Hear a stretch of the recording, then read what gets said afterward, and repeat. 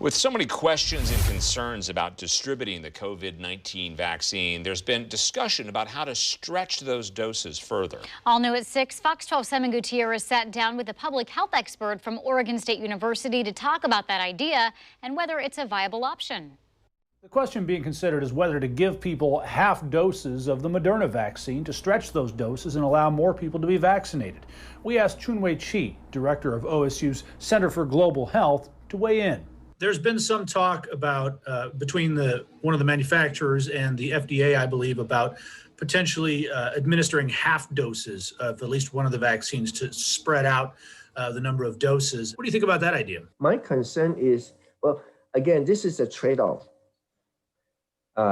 This is a hard decision to make. First, we don't have adequate information about half doses, what kind of protection it provides. Right now, we know with full doses, first shot, it provides about 50% protection. It's a trade-off between protecting fewer people with high immunity versus protecting more people with lower immunity. Most of the country, the state of Oregon in particular, have what you mentioned, this tiered system as to who is priority to get these vaccinations.